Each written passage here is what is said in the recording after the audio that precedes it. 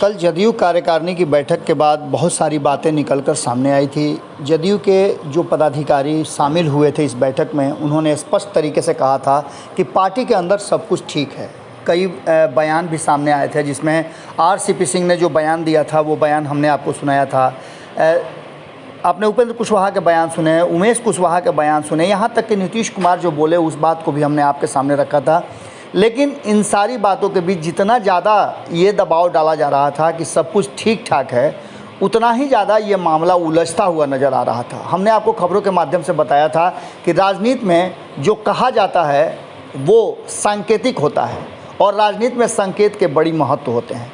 ऐसा ही संकेत अब देखने को मिला है।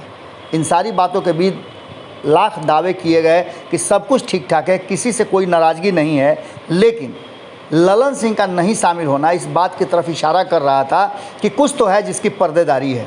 अब इन सारी बातों के बीच आपने देखा होगा कि जब नीतीश कुमार इस बैठक को संबोधित कर रहे थे तो उन्होंने जितना ज़्यादा तारीफ उपेंद्र कुशवाहा का किया था, शायद उतना किसी का नहीं किया।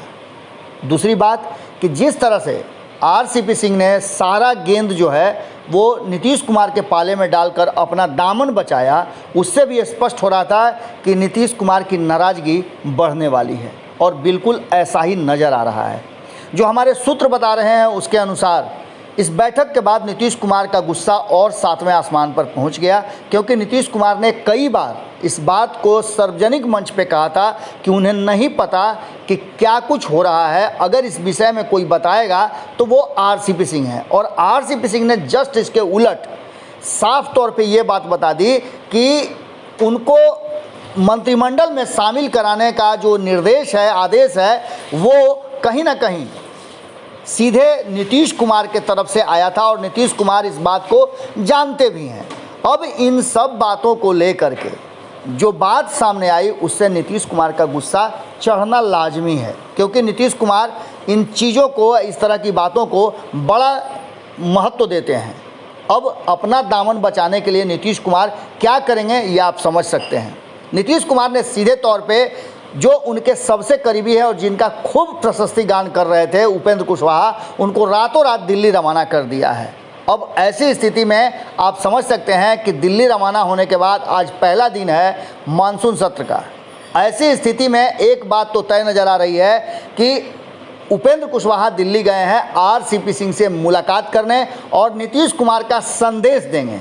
हमारे सूत्रों का कहना है कि ये मुलाकात बड़ा ही महत्वपूर्ण होगी और इसके बाद बिहार की राजनीति में हो सकता है तो बहुत ज़्यादा उथल पुथल मचने वाला है। इन सारी बातों को लेकर के जिस तरह की बातें सामने आ रही है उसने स्पष्ट कर दिया है कि कहीं ना कहीं जब ये सारी बातें सामने आएंगी तो कुछ ना कुछ खुल करके जदयू के भीतर आने वाला है। अब क्या कुछ होगा इस मुलाकात के बाद हमारी नज़र बनी हुई है, लेकिन इतना तय नज़र आ रहा है कि इस बैठक के काफ़ी महत्व हैं और इस महत्व को कहीं ना कहीं नज़रअंदाज नहीं किया जा सकता है। हमारी पूरी नज़र बनी हुई है उपेंद्र कुशवाहा और आरसीपी सिंह की दिल्ली में होने वाली मुलाकात पर।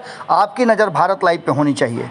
जैसे ही इस पर कुछ अपडेट आता है हम तुरंत आपको बताते हैं। हमने आपको खबरों के माध्यम से, खबरों की तह से हमेशा रूबरू कराया है। धन्यवाद। अगर ये वीडियो पसंद आई और वह बिहार के राजनीति और बिहारियत से सरोकार रखेनी तो सब्सक्राइब बटन दबा के चैनल के सब्सक्राइब कर ली। ओजे एगो घंटी बा, ओकरा बटन दबा देला से कुल सटीक और मारक खबर रुआ मुफ्त में मिल जाई। अगर रुआ पत्रकारिता के हमनी के नया प्रयोग में सहयोग कर चाहतानी तो ज्वाइन बटन दबा दी। पेटीएम नंबर नोट कर ली 9386816700। धन्यवाद।